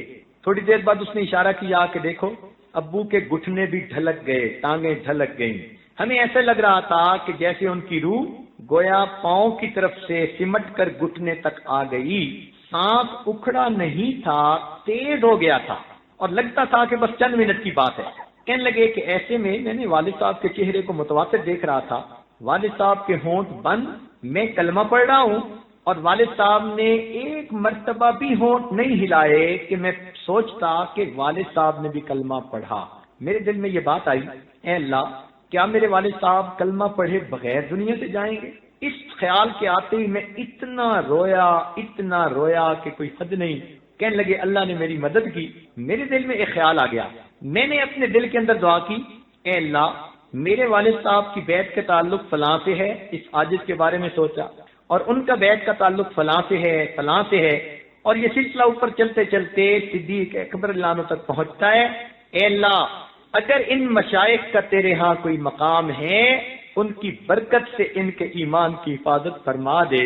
کہنے لگے میں نے اپنے دل میں یہ دعا مانگی، قلم البصر، پلک چھپکنے کی دیر تھی، میرے والد صاحب نے ہونٹ کھولے، 5 مرتبہ کلمہ پڑھا، 5ویں مرتبہ روح پرواز کر۔ یہ چھوٹی سی بات نہیں، اللہ رب العزت ایمان پہ موت عطا فرما دیتے ہیں، اس نسبت کی حفاظت ہو جاتی ہے۔ تو اس لیے یہ بیت ایک روحانی تعلق ہے جو مشائخ کے ساتھ ہوتا ہے۔ اللہ تعالیٰ دنیا کی مصیبتوں سے بھی محفوظ فرما دیتے ہیں اس کی برکت سے، اور اللہ تعالیٰ ایمان کی بھی حفاظت فرماتے ہیں۔ بالخصوص جوان بچے بچیوں کی زندگی میں انقلابی تبدیلیاں بندہ خود محسوس کرتا ہے۔ اللہ تعالیٰ ہمیں اپنے مشائخ کی اس نسبت کی حفاظت کی توفیق عطا فرمائے، اور اللہ تعالیٰ ہمیں ایمان پر موت عطا فرمائے، اور قیامت کے دن نبی علیہ السلام کے ہاتھوں حوض کوثر کا جام عطا فرمائے۔ اب چند باتیں معمولات کے بارے میں کہ جو مستورات بیت ہو چکی ہیں یا ابھی ہوں گی اس محفل میں، چونکہ آج رمضان شریف کی آخری محفل ہے، اس وقت بھی ہم توبہ کے کلمات پڑھیں گے۔ جو پہلے بیت ہو چکی ہیں وہ تجدید بیت کی نیت کر لیں گی، جو نئے سرے سے بیت ہونا چاہیں گی وہ بیت کی نیت کر لیں گی، اور جو دوسرے مشائخ سے عورتیں بیٹھ ہیں وہ فقط توبہ کی نیت کریں گی تاکہ محفل میں توبہ کی قبولیت میں وہ بھی شامل۔ تو پہلے بیت کے کلمات پڑھا دیے جاتے ہیں تاکہ پھر بعد میں کچھ معمولات کی تفصیل بھی عرض کی جا سکے۔ آج رمضان مبارک کے آخری دن کی اس بابرکت محفل کو غنیمت سمجھتے ہوئے زندگی کے پچھلے تمام گناہوں سے سچی پکی توبہ کر لیجئے، دل میں نیت اور ارادہ کر لیجئے کہ اللہ آئندہ نیکوکاری پرہیزگاری کی زندگی نصیب فرما۔ جیسی نیت ہوتی ہے ویسی مراد ہوتی ہے، تو نیت کیجئے کہ اللہ مجھے آئندہ سچی اور سچی زندگی گزارنے کی توفیق نصیب فرما۔ جو مرد بھی سلسلے میں بیعت ہونا چاہتے ہیں وہ بھی پیچھے پیچھے یہ کلمات پڑھ سکتے ہیں، عورتیں بھی پڑھیں۔ بسم اللہ الرحمن، خطبہ سن لیجئے۔ الحمدللہ نحمده ونستعینه ونستغفره ونؤمن به ونتوکل علیہ ونعوذ باللہ من شرور انفسنا ومن سیئات اعمالنا من يهده اللہ فلا مضل له ومن يضلله فلا هادی له ونشهد أن لا إله إلا الله وحده لا شريك له ونشهد أن سيدنا ومولانا محمدا عبده ورسوله أما بعد أعوذ بالله من الشيطان الرجيم بسم الله الرحمن الرحيم إن الذين يبايعونك إنما يبايعون الله يد الله فوق أيديهم سبحان ربك رب العزة عما يصفون وسلام على المرسلين والحمد لله رب العالمين اللهم صل على سيدنا ومولانا محمد وعلى آل سيدنا ومولانا محمد وبارك وسلم۔ یہ کلمات پیچھے پیچھے پڑھتی جائیے۔ بسم اللہ الرحمن الرحیم، لا الہ الا اللہ محمد الرسول اللہ، آمنت باللہ وملائکتہ وکتبہ ورسلہ والیوم الآخر والقدر خیرہ وشرہ من اللہ تعالی والبعث بعد الموت، آمنت باللہ کما ہوا باسمائہ وصفاتہ وقبلت جمیع احکامہ اقرار باللسان وتصدیق بالقلب، اشہد ان لا الہ الا اللہ واشهد ان محمدا عبده ورسوله استغفر الله ربي من كل ذنب واتوب اليه استغفر الله ربي من كل ذنب واتوب اليه وصلى الله تعالى على خير خلقه سيدنا محمد وعلى آله واصحابه اجمعين برحمتك یا ارحم الراحمین۔ اب ان کلمات کو پڑھ کے اب توبہ طائب ہو چکی ہیں، چند معمولات ہیں ان کو توجہ سے کیجئے۔ اس عاجز نے جو کچھ کارگزاری کے چند واقعات سنائے تو شیطان کسی کے ذہن میں یہ نہ ڈالے کہ اپنے منہ میاں مٹھو بنے۔ اس عاجز کو یہاں آتے ہوئے کئی سال گزر چکے، الحمدللہ مختلف محفلوں میں مردوں نے عورتوں نے اس عاجز سے کبھی ایسی باتیں نہیں سنی ہوں گی، عادت ہی نہیں ہے ایسی باتیں کہنے کی، مگر اس دفعہ پہلے دن اعتکاف سے ہی دوستوں نے مجبور کرنا شروع کر دیا کہ بیت کے بارے میں کچھ تفصیل بتائیں، اس کے فوائد بتائیں، اور پہلے دن سے لے کے آج 10واں دن ہے، اس عاجز نے خاموشی اختیار کی۔ آج دل میں یہ بات آئی کہ اگر کسی کو اس بات کے کھلنے سے فائدہ ہو جائے تو یہ عاجز کیوں رکاوٹ بنے۔ اس وجہ سے یہ چند باتیں آپ کی خدمت میں پیش کر دیں۔ اس میں عاجز کا کوئی کمال نہیں، یہ میرے شیخ کا کمال ہے۔ ان کی نسبت سچی پکی تھی۔ اس عاجز کی حیثیت تو ڈاکیے کی طرح ہے، تحفہ بھیجنے والا تحفہ بھیجتا ہے، ڈاکیے کا کام تو تحفہ پہنچا دینا۔ تو ہمارے مشائخ کی محنت ہے، ہمارے مشائخ کی اللہ کے ہاں قبولیت ہے۔ اس عاجز کو آپ ایک ڈاکیے کی طرح سمجھیں کہ یہ ان کی اس نعمت کو آپ تک پہنچانے کے لیے ڈاکیہ بن کے حاضر ہو گیا۔ ہاں دیکھا یہ گیا ہے کہ دعوت تو ہوتی ہے بڑوں کی، لیکن جب وہ کھا کے دسترخوان سے اٹھ جاتے ہیں تو جو گھر کے خادم نوکر ہوتے ہیں ان کو بھی وہی بریانی کھانے کو ملتی ہے جو بڑوں نے کھائی ہوتی۔ تو اس عاجز کی حیثیت بھی اس سلسلہ کے ایک نوکر اور خادم کی سی ہے۔ یہ روحانیت کی بریانی ہمارے بڑوں نے پکائی اور خوب کھائی، اب وہ چونکہ دنیا سے چلے گئے اس لیے اب دسترخوان پہ بچا ہوا ہم کھاتے پھر رہے ہیں، ورنہ اپنی محنت تو صفر ہے۔ اللہ تعالی ہمارے عیوب پہ پردے ہی ڈالے اور ہمیں قیامت کے دن اپنے مشائخ کے سامنے رسوا ہونے سے محفوظ فرمائے اور ہمیں اس نسبت کی حفاظت کی توفیق عطا فرمائے۔ تو یہ چند باتیں اس لیے کہیں کہ دوستوں کا اصرار تھا اور مضمون کو کھولنا بھی ضروری تھا، تو اس لیے یہ چند باتیں کہہ دیں، ورنہ اپنا دل ان باتوں کو کرنے کو ہرگز آمادہ نہیں تھا۔ اللہ جانتا ہے کہ اللہ کے لیے کہی ہے، اللہ تعالیٰ اس کو قبول فرمائے۔ معمولات کے بارے میں ذرا سن لیجئے۔ سب سے پہلے مراقبہ۔ مراقبے کا مطلب کیا ہے کہ تھوڑی دیر ساری دنیا کے خیالات سے کٹ جانا اور اللہ تعالیٰ کی یاد میں ڈوب جانا۔ تو انسان باوضو ہو، قبلہ رو ہو، اتحیات کی شکل میں بیٹھے یا آلتی پالتی مار کے بیٹھے، چار زانو بیٹھے۔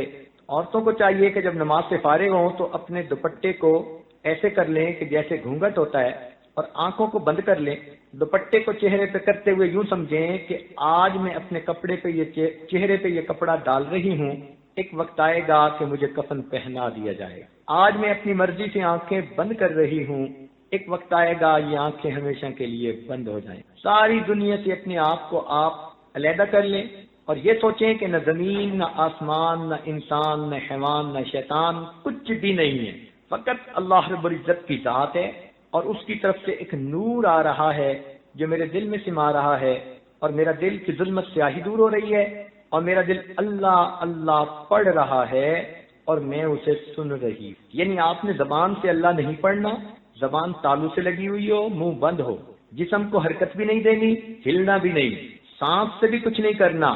جیسے آپ کے پاس ٹیپ ہو اور اس پہ قاری سدیس صاحب کی تلاوت ہو رہی ہو تو آپ غور سے بیٹھ کے سنتی ہیں، نہ سانس کو کچھ ہوتا ہے نہ جسم کو کچھ حرکت ہوتی ہے، ذرا توجہ دے رہی ہوتی ہیں۔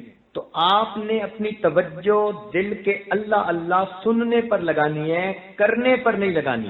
جب آپ محسوس کریں گی نا کہ آپ سانس بند کر لیتی ہیں، اس کا مطلب ہے آپ اللہ اللہ سن نہیں رہی، کر رہی ہیں۔ جب آپ کا جسم حرکت کرنے لگ جائے تو اس کا مطلب آپ اللہ اللہ سن نہیں رہی، اللہ اللہ کرنے میں لگ گئی ہیں۔ تو کرنا نہیں ہے، یہ ایک نقطہ سمجھ لیجئے کہ جیسے ٹیپ سنتی ہیں غور سے بیٹھ کے، نعت سنتی ہیں غور سے بیٹھ کے، یا جیسے اب آپ بیان سن رہی ہیں غور سے بیٹھ کے، نہ جسم ہل رہا ہے، نہ سانس کو کچھ ہو رہا ہے، نہ کوئی تنگی فیل ہو رہی ہے، اسی طرح آپ نے اپنے دل کی اللہ اللہ سننی ہے۔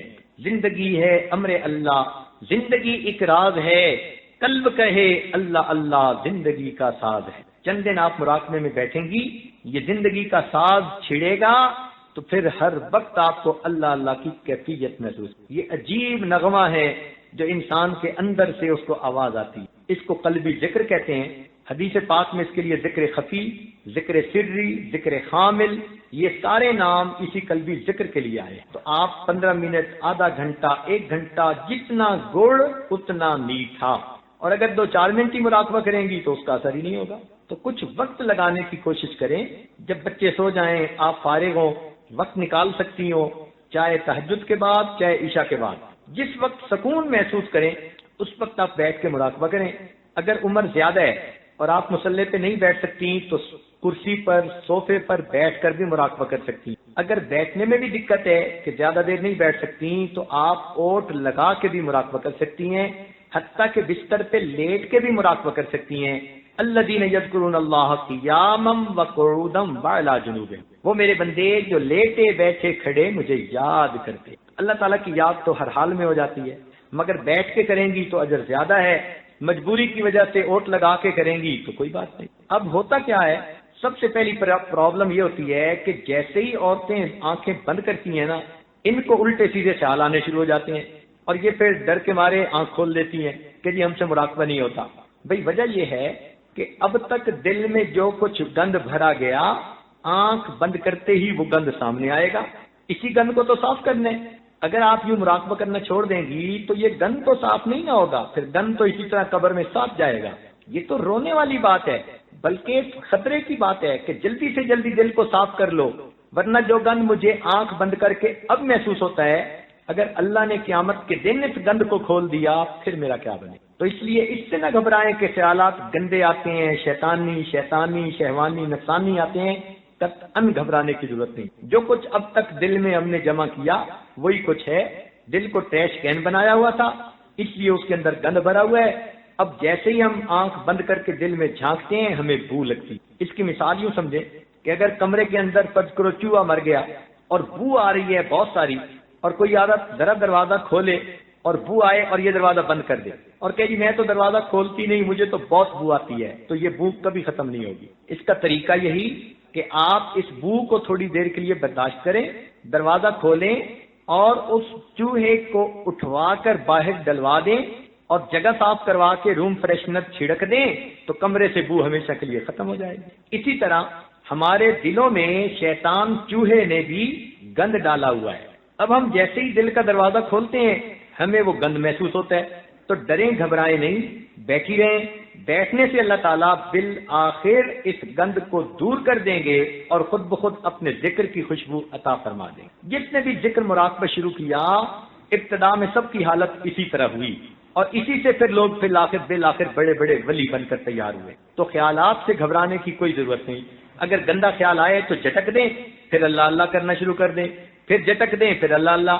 شروع میں آپ کو 100 خیال گندے آئیں گے، پھر کچھ دنوں کے بعد 99، پھر 98، پھر 97، اور اس طرح ایک وقت آئے گا کہ گندے خیال ختم ہو جائیں گے اور آپ آنکھ بند کرتے اللہ کی یاد میں ڈوب جائیں گے۔ جی ڈھونڈتا ہے پھر وہی فرصت کے رات دن، بیٹھے رہیں تصور جانا کیے ہوئے۔ ایسا مزہ آئے گا کہ انسان کا جی چاہے گا کہ بس میں اللہ کی یاد میں ڈوبا رہوں۔ دل کے آئینے میں ہے تصویر یار، جب ذرا گردن جھکائی دیکھ لی۔ جب آپ گردن جھکائیں گی آپ کو پھر دل سے اللہ اللہ کی آواز آئے گی۔ وہ جن کا عشق صادق ہے وہ کب فریاد کرتے ہیں، وہ جن کا عشق صادق ہے وہ کب فریاد کرتے ہیں، لبوں پہ مہر خاموشی دلوں میں یاد کرتے ہیں۔ جن کا عشق سچا ہوتا ہے ان کے زبان پہ خاموشی ہوتی ہے، وہ دلوں میں اپنے محبوب کو یاد کر رہے ہوتے ہیں۔ تو یہ مراقبہ اسی کی عملی تصویر ہے۔ تو ایک تو خیالات سے گھبرانے کی ضرورت نہیں، اور دوسرا کئی مرتبہ عورتیں یہ شکایت کرتی ہیں کہ جب مراقبے میں بیٹھتی ہیں ہمیں نیند آ جاتی ہے، اس سے بھی گھبرانے کی کوئی بات نہیں۔ دیکھیں ایک صفی کے دروازے پر کوئی فقیر آ کر بیٹھا 5 گھنٹے سے، اور اس دوران اس کو اونگ بھی آ گئی 1 گھنٹہ، تو کوئی یہی نہیں کہے گا جی یہ 4 گھنٹے سے بیٹھا ہے، ہر بندہ کہے گا جی 5 گھنٹے سے یہاں بیٹھا ہوا ہے، حالانکہ اس دوران اس کو نیند بھی آ گئی۔ تو جب آپ نے مراقبے کی شکل بنا لی تو آپ نے مالک الملک کے دروازے پر اپنی حاضری لگوا دی، اب درمیان میں نیند بھی آ گئی تو یہ کہیں گے کہ دروازے کے اوپر تو یہ بیٹھی ہوئی۔ تو گھبرانے کی بات نہیں ہے۔ اصل میں ابتدا میں عورتیں سکینہ اور نیند کے درمیان فرق نہیں کر سکتی، ان کو نہیں پتہ چلتا اذ یغشیکم النعاس امنۃ منہ، نعاس ایک اونگ سی محسوس ہوتی ہے مگر وہ تو اللہ کی طرف سے رحمت کے برسنے کا موقع ہوتا ہے۔ تو عام عورتیں اس کو نیند سمجھ لیتی ہیں، ان باریکیوں میں جانے کی بجائے موٹی سی بات ہے کہ نیند آئے تو پرواہ نہ کریں، نیند کی حالت میں بھی انسان کا دل ذکر کرتا رہتا ہے۔ تو جب ان 2 باتوں کی آپ کو پرواہ نہیں تو اب آپ آدھا گھنٹہ مراقبہ صبح شام کریں، 1 گھنٹہ کریں، 2 گھنٹے کریں۔ ایسی بھی اللہ کی نیک بندیاں ہیں وہ روزانہ مختلف اوقات میں 3 گھنٹے روزانہ مراقبہ کرتی ہیں، اور 2 گھنٹے مراقبہ صبح شام، یہ تو بہت خواتین ہیں، اور 1 گھنٹے کی تو تعداد گننی بھی مشکل ہے۔ آدھا گھنٹہ صبح آدھا گھنٹہ شام. تو آپ اگر مراقبے میں بیٹھیں گی تو دل قابو میں آئے گا، لیکن جب آپ کا دل جاری ہو گیا تو ایسی لذت آپ کو ملے گی کہ آپ نماز میں کھڑی ہوں گی اور آپ تو مقام احسان والی نماز پڑھیں گی تو مزہ آ جائے گا. اپنی زبان سے آپ کہیں گی کہ حضرت مجھے تو یوں لگتا ہے میں دنیا میں پیدا ہی اب ہوئی ہوں، اب سے پہلے میں نے سارا وقت ضائع کر دی. تو اس لیے اس مراقبے کو کرنے کی کوشش کیجیے. یہ بڑا عجیب ذکر ہے، بے ریا ذکر ہے. آپ عورتوں کی محفل میں بیٹھ کے اپنے قلبی ذکر کر رہی ہوں گی، کسی کو پتہ ہی نہیں کہ آپ کر رہی ہیں یا نہیں کر رہی. تو اس لیے نوجوان بچیاں خوب مراقبہ کریں تاکہ ان کے دل اللہ تعالیٰ کی یاد سے لبریز ہو جائیں، اللہ تعالیٰ کی محبت آ جائے. وقوف قلبی کا مطلب ہوتا ہے کہ چلتے پھرتے لیٹے بیٹھے اپنا دھیان اللہ کی طرف رکھنا. اس میں اللہ اللہ کرنا ضروری نہیں ہوتا، بس برا خیال دل میں نہ ہو، دھیان اللہ تعالیٰ کی طرف رہے. درود شریف پڑھنا، استغفار پڑھنا، قرآن پاک پڑھنا، یہ تو پہلے بھی کئی مرتبہ سمجھا چکے. آخری چیز ہے رابطہ شیخ. رابطہ شیخ کا کیا مطلب؟ کہ جو اپنے باطنی حالات و کیفیات ہوں وقتاً فوقتاً فون کے ذریعے یا ای میل کے ذریعے یا خط کے ذریعے اپنے شیخ کو پہنچانا اور پھر ان کی ہدایات کے مطابق ذکر کرتی رہنا. آج تو اتنا کمیونیکیشن کا دور ہے کہ لوگوں نے دنیا کو گلوبل ویلیج کہنا شروع کر دیا ہے. تو آپ بھی اپنے حالات کیفیات پہنچاتی رہیں، یہ عاجز آپ کے لیے دعائیں کرتا رہے گا. کئی مرتبہ آپ کی طرف سے تو خطوط آئیں گے، یہ عاجز دعا کا جواب فوراً دے دے گا، مگر ضروری نہیں کہ اس کے خط کا بھی جواب پہنچے. ہاں جہاں بہت ضروری ہوتا ہے یہ عاجز وقت نکال کے اور کاموں کو روک کے خط کا جواب بھی دے دیتا ہے، لیکن وہ واقعی بہت اہم ہوتا ہے. روٹین کی باتیں ایسی ہوتی ہیں کہ ان کو دعاؤں کی ضرورت ہوتی ہے، توجہات کی ضرورت ہوتی ہے، تو غائبانہ توجہ بھی کر دیتے ہیں، دعا بھی کر دیتے ہیں. ان کو قلبی جواب مل جاتا ہے تو وہ مصروفیت کا خیال رکھتے ہوئے اسی کو قبول فرما لیں. اگر یہ عاجز جو ڈاک روز مل رہی ہے نا، اس کو اگر روزانہ پڑھنا شروع کرے تو اندازاً مجھے 1 گھنٹہ کم از کم پڑھنے کے لیے چاہیے. اتنی ای میل آتی ہیں، اور اگر ان کا جواب لکھنے بیٹھوں تو کم از کم 3 سے 4 گھنٹے ان کے جواب کے لیے چاہیے. تو پھر 5 گھنٹے روزانہ اس کام کے لیے کہاں سے نکال؟ سفر بھی کرنے ہوتے ہیں، پروگرام بھی کرنے ہوتے ہیں، اور جہاں جاتے ہیں لوگوں کو پتہ ہے کہ 10 منٹ تو زندگی کے فارغ نہیں ہو پاتے، تو یہ گھنٹے کہاں سے نکالیں؟ امر مجبوری. اس لیے پھر یہ کہتے ہیں کہ بھئی دعائیں دے دی جاتی ہیں، اسی پہ آپ خوش ہو جایا کریں کہ ہماری حالات ہمارے شیخ کو پہنچ گئے اور ان کے علم میں آگے وہ دعائیں کر رہے ہیں. روحانی تعلق ہوتا ہے آپ لوگوں سے، مگر خط کا جواب پڑھنے کے لیے اب عام طور پر مستورات کے خطوط میں ایسی باتیں ہوتی ہیں کہ کسی اور سے جواب لکھوا بھی نہیں سکتے. مردوں کے خط ہوں تو چلو کسی عالم سے کہہ دیا، خلفاء میں سے کسی سے کہہ دیا کہ جی آپ اس کا جواب لکھ دیں، مگر عورتوں کی باتیں ایسی ہوتی ہیں کہ امانت ہوتی ہیں تو کسی دوسرے کے ذریعے سے لکھوا بھی نہیں سکتے. تو یہ بھی مجبوری ہے. اس لیے عورتوں کو چاہیے کہ اپنی طرف سے حالات پہنچاتی رہیں اور دل میں مطمئن رہیں کہ اگر ضروری ہوگا تو ہمیں جواب بھی پہنچ جائے گا. ویسے اس عاجز کی عادت ہے کہ جو بچیاں باقاعدہ خط لکھتی ہیں، بتاتی ہیں، ان کو خط کا جواب نہ بھی دے. جب کبھی اللہ تعالیٰ فون پہ بات کروا دیتے ہیں یا ملاقات کروا دیتے ہیں تو یہ عاجز ان کی کیفیات کے بارے میں ان کو پورا سمجھا دیتا. اس کو رابطہ شیخ کہتے ہیں. تو ان 6 باتوں کا آپ خیال کریں گی تو اللہ تعالیٰ دل کی دنیا کو بدلیں گے اور انشاءاللہ اللہ تعالیٰ کی محبت دل میں بڑھے گی. ابھی تھوڑی دیر کے لیے مراقبہ کر لیں تاکہ اس کے بعد دعا کر سکیں. آنکھوں کو بند کر لیجئے، سر کو جھکا لیجئے. دنیا اور جو کچھ دنیا میں ہے اس سے ہٹ کٹ کے اللہ تعالیٰ کی یاد میں ڈوب جائے. لا الہ الا اللہ. اللہ دعا کیجئے اور آج کی اس محفل کو اس رمضان مبارک کی آخری محفل سمجھتے ہوئے، اپنی توبہ کی قبولیت کا آخری چاند سمجھتے ہوئے اللہ تعالیٰ سے خوب دعا مانگ لیجئے. پروردگار عالم ہمارے گناہوں کو معاف فرما دے، اور یہ بخشش کا عشرہ ہے، مغفرت کا عشرہ ہے، عتق من النار کا آخری دن ہے. اللہ تعالیٰ ہمیں جہنم کے عذاب سے محفوظ فرما. سبحان ربی الوہاب. اللہم صلی علی سیدنا محمد وعلی آل سیدنا محمد وبارک وسلم. ربنا ظلمنا انفسنا وَإِن لَّمْ تَغْفِرْ لَنَا وَتَرْحَمْنَا لَنَكُونَنَّ مِنَ الْخَاسِرِينَ. اے مالک، ہم آپ کے عاجز مسکین بندے ہیں، ہمارے گناہوں کو معاف فرما. اے اللہ، اب تک جو بیانات ہوئے ان کے کہنے میں کوئی کوتاہی ہوئی معاف فرما، سننے والوں سے ادب میں کوتاہی ہوئی اس کو بھی معاف فرما. اے مالک، ہماری اصلاح فرما. اللہ، ہم گندے ہیں، ہمیں صحیح معنوں میں بندہ بنا. بگڑے ہوئے ہیں، ہماری اصلاح فرما. بکھرے ہوئے ہیں، ہمیں جمعیت نصیب فرما. اے اللہ آپ کی طلب میں ہم یہاں آ کر بیٹھتے ہیں، اللہ ہمیں اپنا تعلق نصیب فرما۔ اے اللہ یہ اعتکاف میں بیٹھنے والے مختلف ملکوں سے مختلف شہروں سے یہاں ایک جگہ جمع ہیں، اے اللہ آپ کی محبت میں جمع ہوئے ہیں، آپ کی تلاش میں یہاں جمع ہوئے ہیں، اے اللہ رحمت فرما دیجئے، ان کا آنا قبول کر لیجئے، ان کے پھیلے ہوئے دامن اللہ بھر دیجئے۔ اے اللہ یہ مستورات اتنی دور دور سے آئی ہیں، اللہ آپ کے سامنے دامن پھیلائے بیٹھی ہیں، معافی کی طلبگار ہیں، اللہ ان کو معافی عطا فرما دیجئے، ان کی توبہ قبول فرما لیجئے، اللہ ان کے دلوں کو نیکی سے بھر دیجئے، اپنی محبت سے دلوں کو لبریز کر دیجئے، اللہ ان کی عزتوں کی حفاظت فرمائیے، ایمان کی حفاظت فرمائیے، اے اللہ ان کی جان کی حفاظت فرمائیے، رب کریم ان کی نیک مرادیں پوری فرما دیجئے، ان کے کاموں میں جو رکاوٹیں ہیں ان رکاوٹوں کو دور کر دیجئے، دلوں کی پریشانیوں کو ہٹا دیجئے، میرے مولا قدردانوں کا ساتھ عطا فرمائیے، اللہ بے قدروں سے محفوظ فرمائیے، اے اللہ بے قدروں سے محفوظ فرمائیے، اے اللہ ہماری ان بچیوں عورتوں کو بے قدروں سے محفوظ فرمائیے، رب کریم رحمتوں کا معاملہ فرمائیے، اے اللہ جو اولاد نرینہ کی طلبگار ان کو اولاد نرینہ عطا فرما، جو صاحب اولاد ہیں ان کی اولادوں کو نیکوکار بنا، فرما بردار بنا، ماں باپ کی آنکھوں کی ٹھنڈک بنا، اور جن گھروں میں جوان بچے بچیاں موجود ہیں اللہ ان کی اچھی تربیت فرما